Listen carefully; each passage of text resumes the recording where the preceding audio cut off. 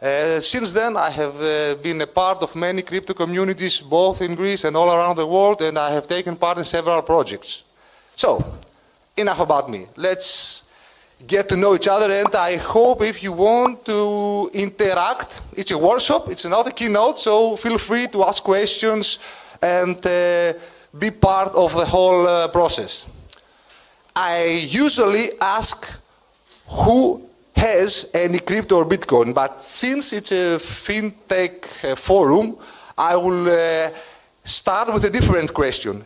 Is there anyone who haven't in their lifetime used any cryptocurrencies or Bitcoin? Never ever? Few, okay. So, for those who have used and hold cryptocurrencies, who of you has crypto in a hardware wallet? Keeps the crypto hardware wallet. Hardware. Really? Few again. Okay, now we are still getting to know each other. So, all right. So here we can see 4 pictures. We'll start from the bottom up. Raise your hands if you know 1 out of 4. Who knows at least one picture out of 4? At least one. Who knows 2 out of 4? 3 out of 4. And 4 out of 4? Really, no one? All right, we're gonna fix that. So, who knows one with us? What is it? So, can I have a second mic? Is it working? Raise your hand. Who knows 1 out of 4? Here? You wanna? Okay. Tell us which picture do you know and what is this display? Okay, hello, I'm Shaw from Thailand. I know the first picture, the big stone, you can see like the first one. So basically, if I'm not wrong, it's like the first kind of like currency in human history. Like it's like a very big stone, and that actually like. And if I'm not mistaken, the function is similar to Bitcoin because it's so big that it hardly moves. So whenever you want to use in the village, you just keep it in someone's house, and everyone in the village know that okay, this house had this currency, has this value. That's what I knew. Yeah. Well, close enough. Okay. The first one is rice stones, or else Yap money. It's a manufacturer, a very big round stone found in the Micronesian islands. It's called Yap money. We can say it's the first public ledger, the first public blockchain that the ownership of the stone was verbally transmitted from one to another. So that's picture number 1. Someone else to help with another picture. Yeah, there. Can you pass the mic there? The second one? Here. Oh, here. Is this Bruce Jenner? That was Caitlyn. This one? Yeah, is this Bruce? No. No? You know who is it? No. And someone else? Am I like... No? You are speaking about this handsome dude here, right? Yeah. No? Okay, I'll help you a bit. His name is Hal Finney. He's an American software developer. Yeah, I know Hal Finney.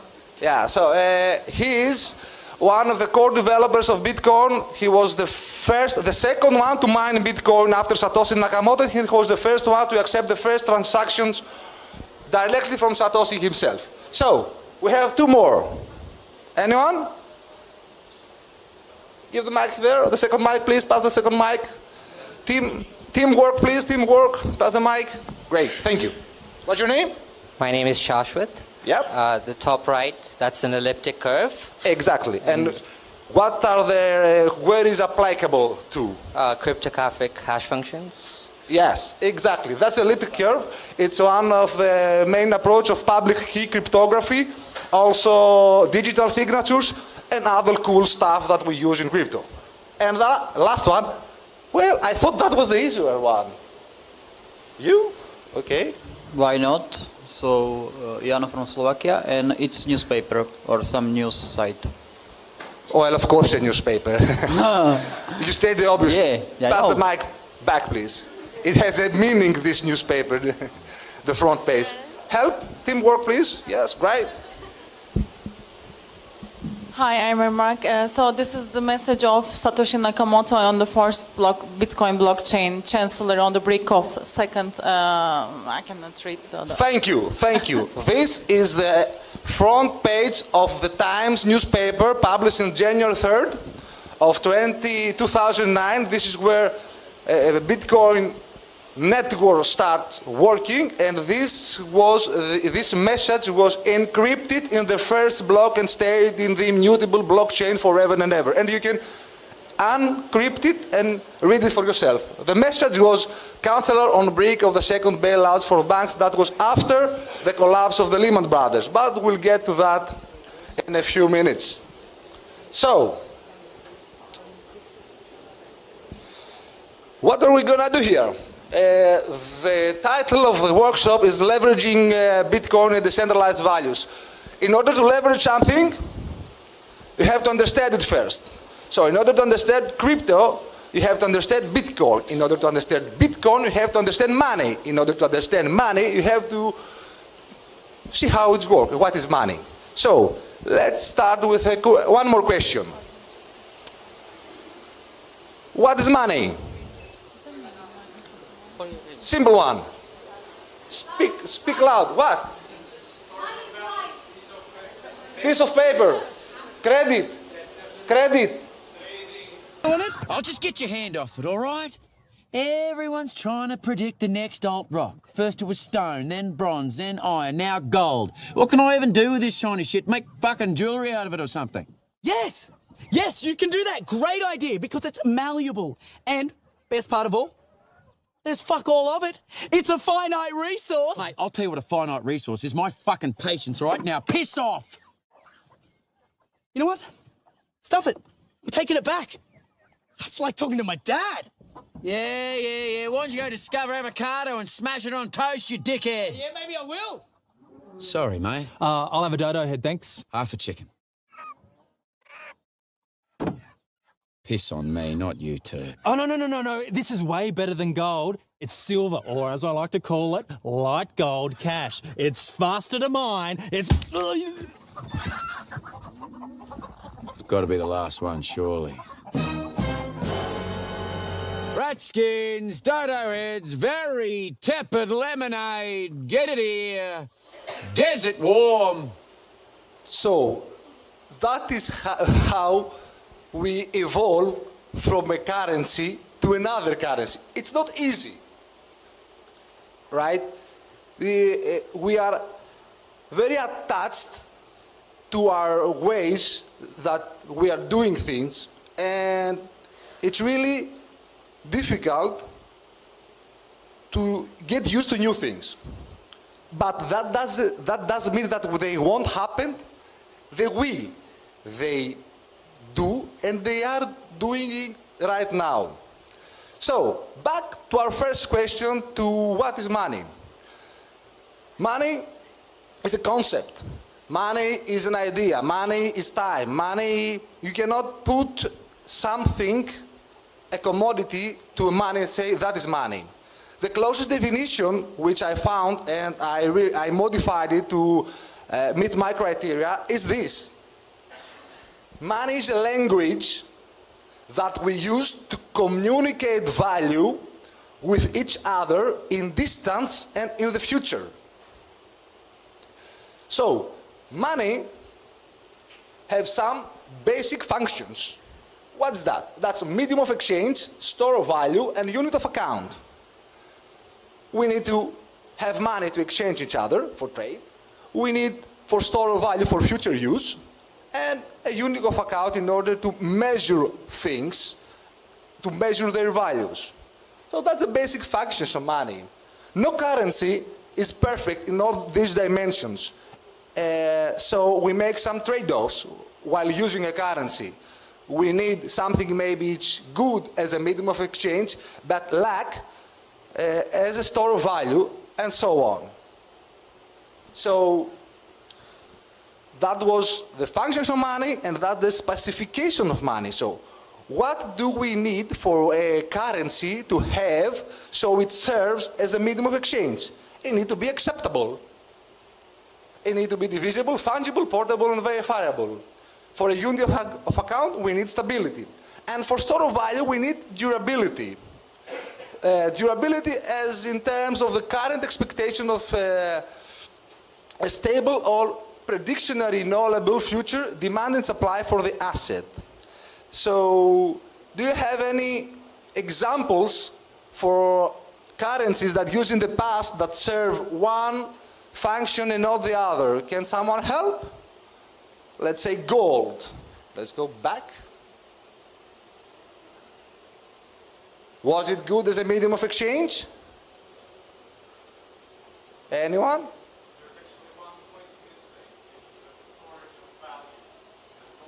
Yeah, yeah, so gold was a perfect, let's say, currency as a store of value, but they lack the medium of exchange because it's not divisible enough. You cannot buy an egg at a house. Maybe it was good for a unit of account. What about, let's say, the British pound? It may be very good as medium of exchange because everybody by that time was accepting it. Maybe a unit of account by that time because everything could be measured in pounds. But the store of value,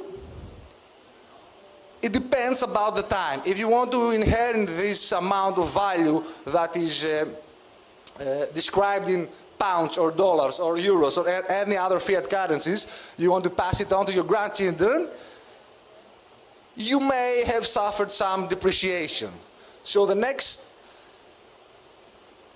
mindset that you have to evolve, besides to separate money and currency, is to understand the purchasing power of your money. This is what we're trying to preserve. Anyway, we'll go a little fast forward, so we get it that the money evolves and it evolves with the community. So, on 2009, Bitcoin was created.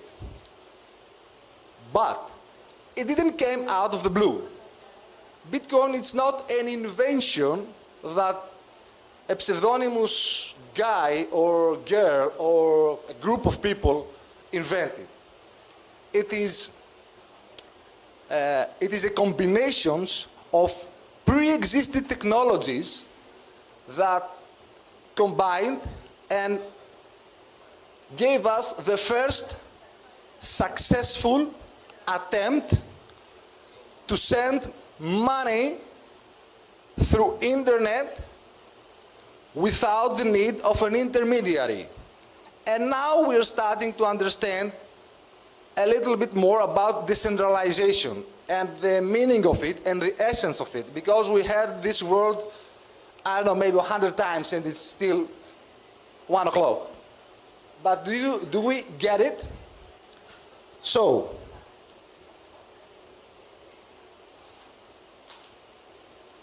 what is Bitcoin?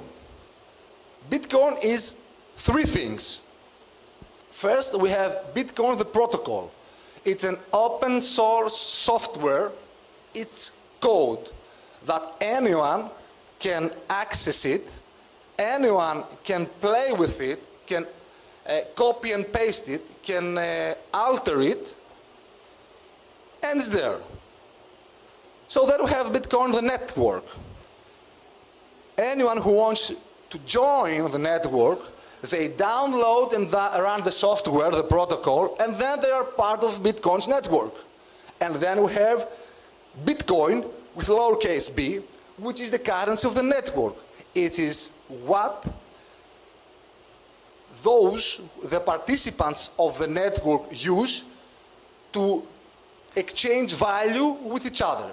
That's what 99.9% of the people of the world knows when they first hear about Bitcoin.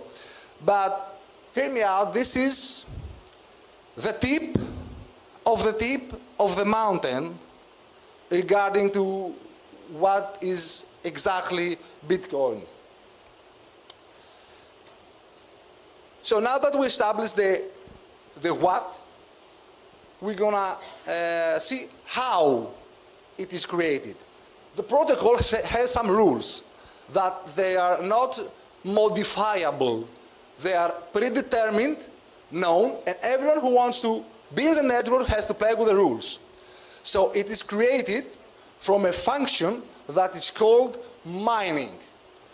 What the function does is that it verifies the transactions within the Bitcoin network and keeps the network running, keeps all the transactions in a public ledger.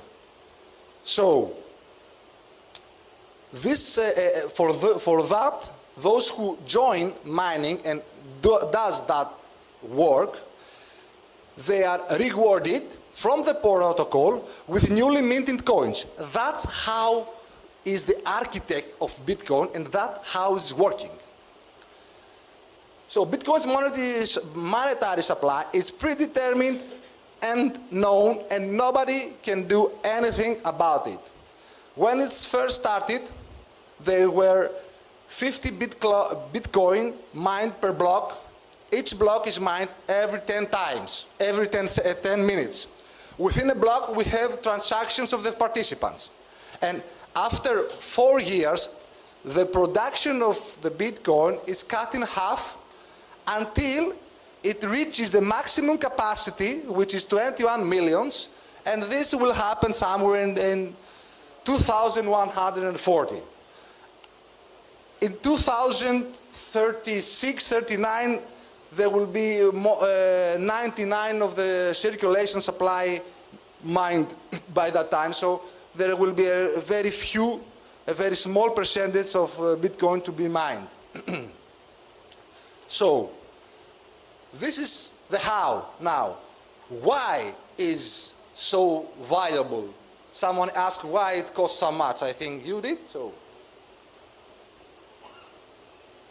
to understanding Bitcoin and open blockchains, we have to understand the 5 pillars, which is open, public, neutral, borderless, and censorship resistant.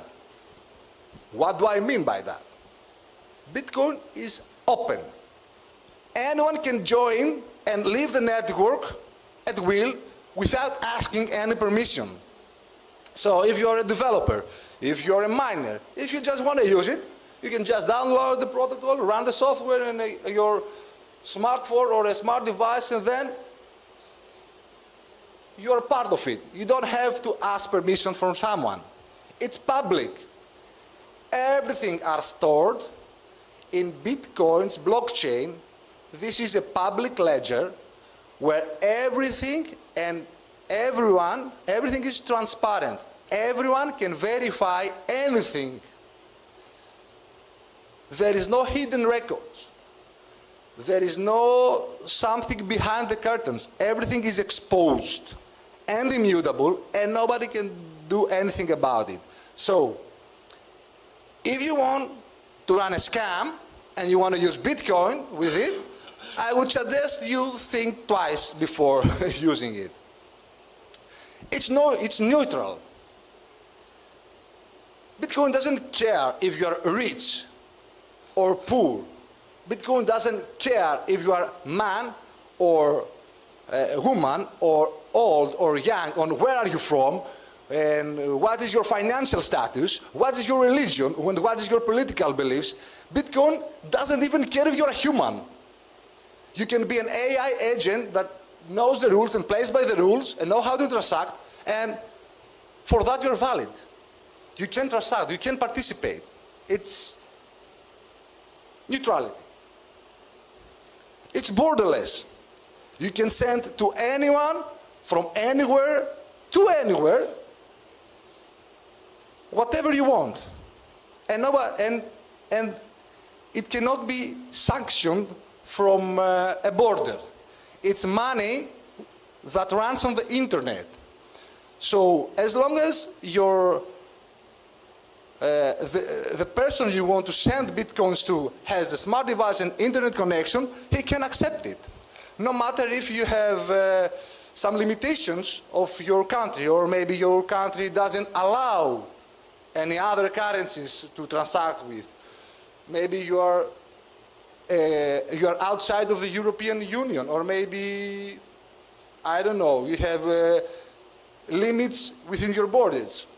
Doesn't see any borders. And is the best, one of the best, and the last one is censorship resistant. No one can freeze your account, or close your account, or sanction your account at will, or regarding some, let's say, your political beliefs, or your, or where are you from? And we've seen this happening 2 years ago.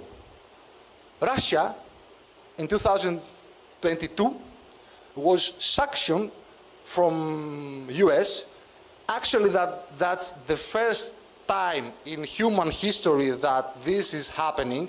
So central Russia's bank account was frozen, the government's account was frozen, and all the citizens were sanctioned. So Russia was banned from SWIFT.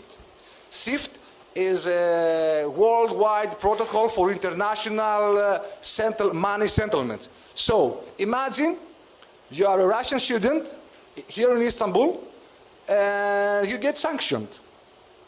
And you have all the money of the world, but you cannot spend it. What are you going to do?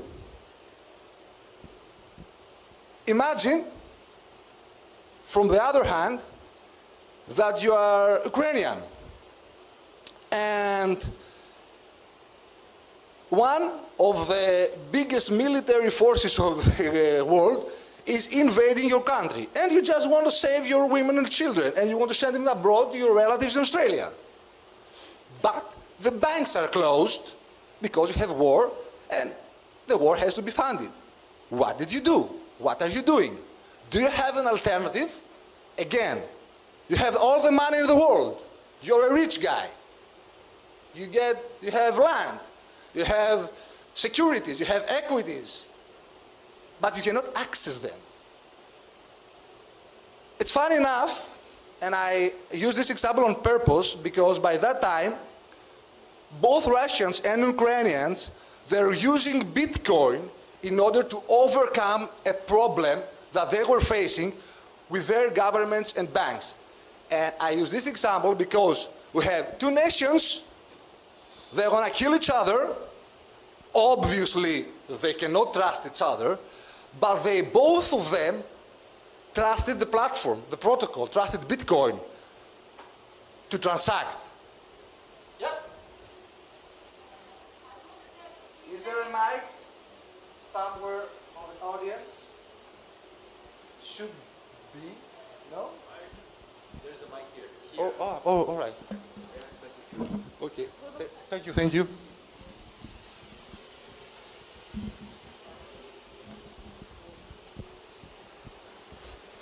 I want to ask that, is there a physically Bitcoin, and how we can understand this is real Bitcoin? How we can trust and buy? Thank you. Let me rephrase the question. Is there a physical Bitcoin, you ask? And how you can verify it? All right, nice question. So this is purely digital. And thank you for this question, and I will make a parenthesis and tell you that all the words we use for this presentation, and I believe all the words we are using in these conferences, that we are trying to describe what happens in the digital world, is an abstract. So take it with a grain of salt, because our mind thinks of a certain thing when we send some certain words in the physical world that they don't apply in the digital world. To ask your questions, Bitcoin is purely physical, it's purely digital, you cannot touch it, and it's very easy verifiable. You just have to download it and buy it from a, we'll come to that afterwards, how to own a Bitcoin.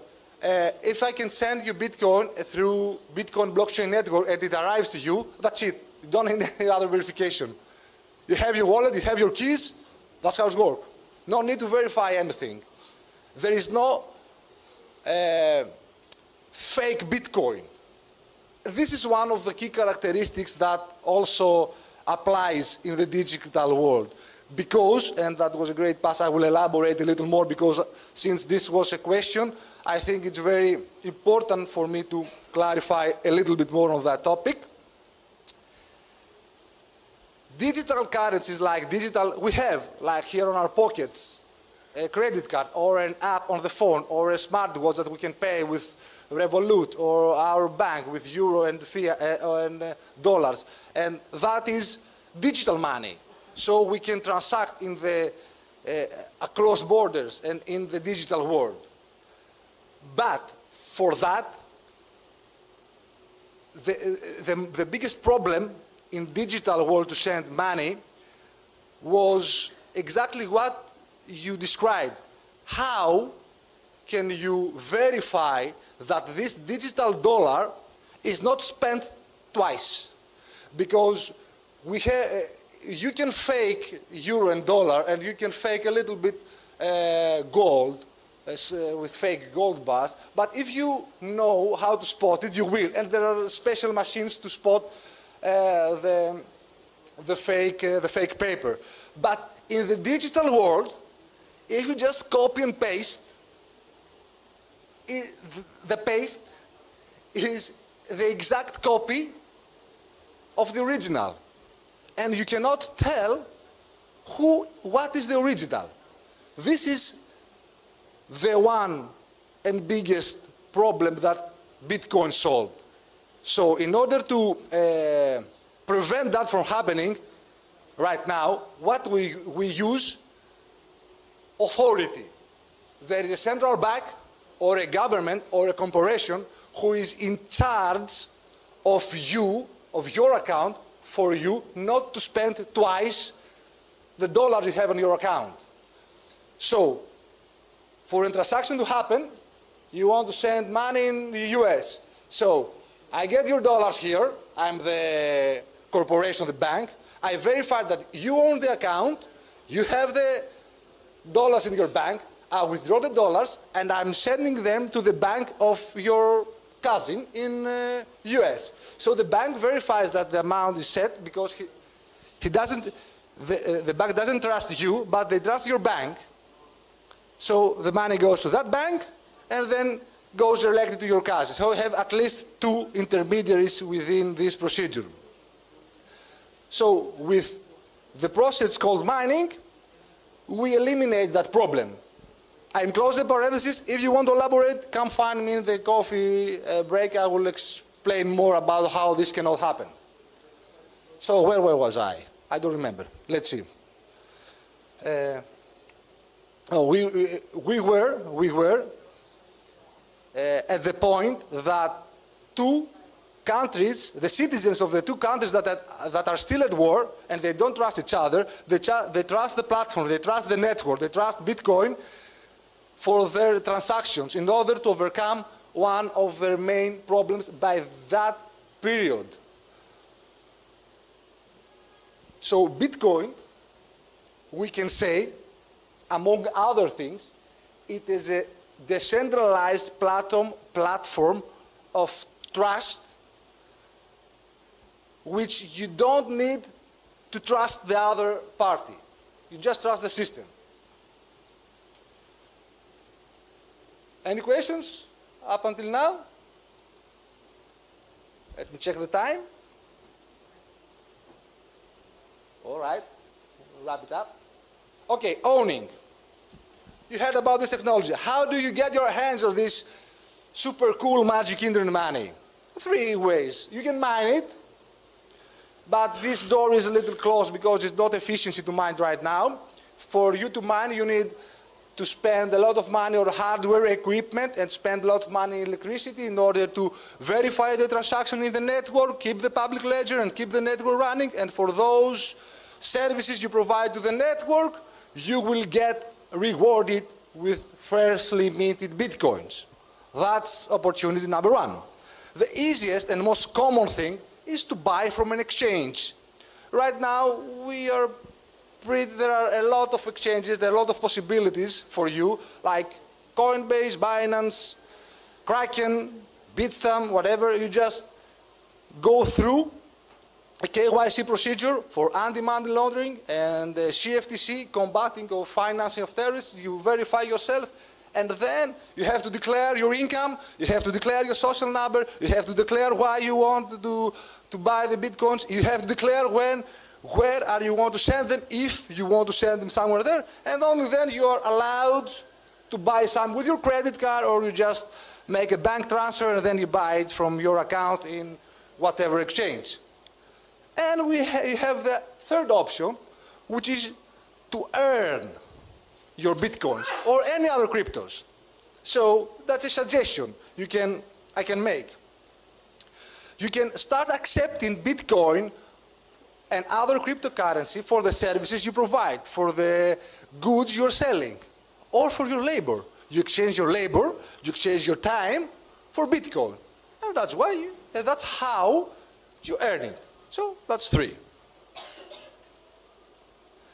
Now, the use cases. Let's see where to use it. One of the first and most common use cases right now is as a store of value. Why? Because fiat currencies are deemed to lose purchasing power over time. They are losing the best rate, the central bank's target rate for your money to be depreciated, it's 2%. Since we lived the COVID era with a high inflation, and I'm speaking again and having in my mind Greece and Europe, but since it's multicultural, this awesome event, I believe you can understand people from other countries with hyperinflation, like Argentina, Bolivia, Brazil, Turkey, they may understand better why Bitcoin is a nice store of value. Of course, it's trading. A lot of people in the Western countries use it as trading to make money, buy low, sell high. But you can actually use it as a currency. What do I mean by that? You want to send remittance to your country, you're working in the US, you made a decent amount of money and your family is in Nigeria or in India, and you want to send a remittance without any intermediaries to pay 10, maybe 15%. You can just use it to transact and send value. You can use it to buy stuff from people that accept cryptos as payments. So this may not make sense for people that have won the geographically lottery of their birth, and they are in the Western civilization and countries which are included in the global financial system through banks. But there are half of the population which are excluded of this system, and this is a way for everybody to access it. You can get paid in Bitcoin for managing platforms, social media from your basement in Nigeria. And you can use that for payment. So the use cases in the most emerging countries is more, they can relate more to that use case. And then staking. Now I'm leaving Bitcoin and I'm going to other cryptocurrencies. Staking is another procedure, another way of verifying transaction in a blockchain, in another network. So by staking your cryptocurrency, you earn an interest on that currency. Also, if you're a developer and you want to build something on top of a blockchain, your DApp, let's say a decentralized application, you will need the native currency of the blockchain to use it, to pay the fees in order for you to develop. So if you're developing in Ethereum, you need to use ETH. If you're making a meme coin in Pump Thump and you want to pump and dump it, you want to need Sol in Solana's ecosystem. And that goes on. So, the next slide is the adoption of cryptocurrencies. The first 20 countries that scored high in adoption. This is a report from Chainalysis, the last report of 2014. I'm following this website. It's very nice. They have some specific weighted average about using and adopting crypto and blockchain. So, who do you think is the first country according to adoption in the world? Venezuela. Nice. What? El Salvador. Nice. El Salvador. Anyone else? Where would you put, let's say, USA, which everything is driven from the USA, all the stock market, all the innovation, all the unicorns, or the Silicon Valley startups are there. Everyone is watching what happens in the US regarding to the Security Exchange Committee and the regulation. So where would you put, why wouldn't you put USA in number one? Would you put it number one? Why? All right. Nice. You're close enough. Okay. This is the rate of all the countries of the world, and I urge you to Google it, chainalysis.com, global crypto adoption, and you will find it. The top 5 is first one is India, Nigeria, Indonesia, United States, Vietnam, Ukraine, Russia.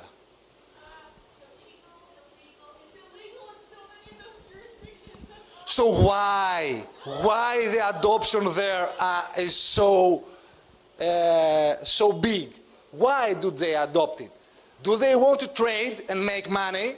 Is that the driven? It's because there's so much currency control and there's capital. Please, They need liquidity and they need liquidity. just a moment, keep that thought. There was the mic. Okay. That way, that way.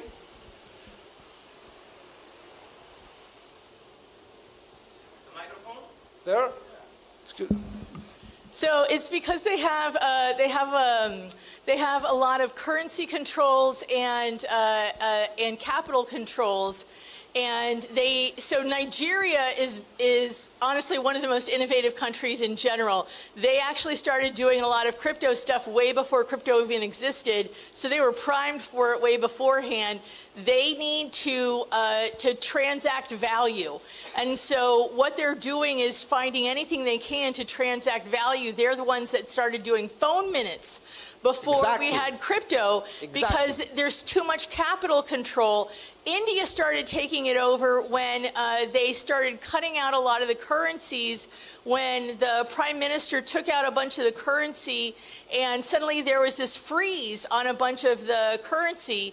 So they said, we're going to take crypto because we still need to transact a lot of economic value. And so then they started saying, well, we're going to freeze a lot of the crypto. There's, in the US, there's a huge amount of regulation. So a lot of people started spending 6 months and 1 day offshore in order to maintain all of their crypto holdings, because they wanted to make sure that they could actually take stuff. The biggest issue they worry about isn't actually the government regulations, it's the securities regulations, it's taxes. So Vietnam actually, to my knowledge, loosened up their holdings because so many people were using crypto. This is incredible. So Russia cracked down on it. Singapore let them open up. Everybody was transferring all of their money through Singapore because Singapore is one of the jurisdictions that allow people to move money very easily. Singapore is like an amazing crypto jurisdiction. When people from Russia started moving all of their money into Singapore, Russia was worried that all of their money was going to start leaking into Singapore, so they started opening up their crypto regulations. This is actually a fascinating list. So, thank you. So the adoption comes from the use. The adoption comes from the 5 pillars of Bitcoin and open blockchains. This is what they are getting into. Open, public, neutral, borderless, and censorship resistant. That's a way out. That's what happens with such an innovative and robust technology. It comes from the bottom up, and you're going to stay here until the vote changes. What was that? From the governments, the government will help us adopt blockchain. Why? Why on earth should the government want an open, public, neutral system, permissionless and transparent? I could argue and I could vote for each municipality and each section of the government to have a public Bitcoin address where the funds can be deposited for their elections campaigns, and everyone can verify where the money is coming from, where the money is going to. So be sure, it won't come from the government. I can assure you that. All right? All right. Dimitris, how much time do you have? We don't. 25. At 25? Really? Nice. I thought it was okay. Great. All right. Now we're going to we understand, hopefully. Miscalculated your time. You have tops 3 minutes. I thought so. I would like. All right. Let's wrap it. Okay, that's the last section of the workshop, which is storing Bitcoin and other cryptocurrencies. So, hopefully we understand what is it, we went how, we went to why, we went to how to obtain, where to use it, and now how to store it. So we go to crypto wallets. That's really significant, and I hope I'll have your attention for the next 3 minutes. We're gonna be as compact as possible. So, not your keys, not your crypto. You get that?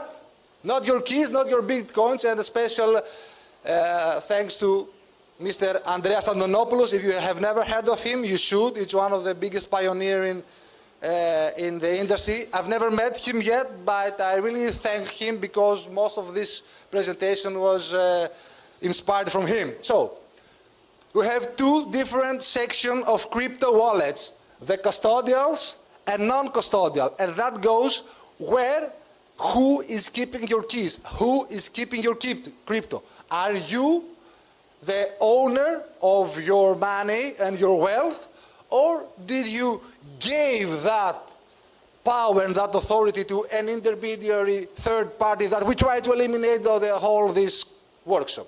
So let's go to the custodial first. In the custodial, we have 2 sections. Hyper-custodial, which I claim the originality of the word, and custodial. This is a pretty new concept. We'll go to the custodial, just the custodial. It's the easier way and more convenient way for you to acquire crypto through an exchange. So you pass all this procedure with KYC, verify you, where do you live, who are you, and all this stuff. And then you have your Bitcoin and your cryptocurrency in BTC Turk. And you're okay with that. But you should be aware that it's not yours. because you have it on the account in an exchange. It's like having your money in a bank. All what we discussed about the pillars, the characteristics, and all the core values that drives cryptocurrency and open Bitcoin and open blockchains are eliminated by having a custodial to manage your keys and manage your money. That one, trading platforms, and hyper-custodials. This is the ETF holdings. Now we have merged with Tradify. Tradify is traditional finance. So instead of you having your crypto in Binance or Coinbase, you have it in BlackRock. That means you cannot even send them. You are just exposed to the price volatility. So it's hyper-custodial because it's BlackRock or any other custodial ETF issuers which has the paper that gave you that shows that you own you own some bitcoins that is managed by BlackRock, and the BlackRock has their bitcoins to Coinbase, which Coinbase is the custodial of BlackRock. So you get two custodials, and you just get only price volatility as an investment. Why one should use that? Okay, if you don't want to own your property and you just want clarity with regulations, ETF is a traditional finance product which is fully regulated. So if you just want that, you can use this one. And we go to non-custodials. You make me anxious. All right? So, it's my job to make you anxious. Now, we have two wallets. Two kinds of wallets, hot wallet and cold wallet. Hot wallets are the wallets that store your keys online. So you are the owner of your wealth.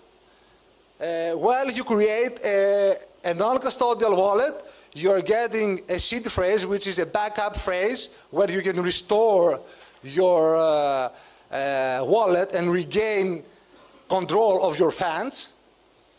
And we have hot, which is mobile apps, web wallets, and browser extensions like MetaMask, mobile apps like Exodus, Coinomi, and stuff. And then we have cold wallets, where your keys are stored in a device offline. It's like a USB stick. Trezor, Ledger, Cold Wallet, and other very nice companies produce this kind of wallets. And we have paper wallet where your key is stored on a paper. There is not, I'm wrapping up. There is not a right answer. And I'm not here to tell you what should you use. I'm here to tell you that whatever you use, you are making trade-offs. And you should be fully aware of the trade-offs you are making while you're using one of these, let's say, wallets, options. So on the custodial wallets, you get customer service, you get convenience, you get the kind of safety that banks provides, because if you lose your password, you have your customer service and you go a KYC procedure again, and then you regain the access of your funds. But all the things that we talked about goes down the drain. It's not open, it's not neutral, it's not public. It can be censored and it can be sanctioned, your account in Binance. And that's what happened in 2022 on the Russian citizens when they were sanctioned from the US.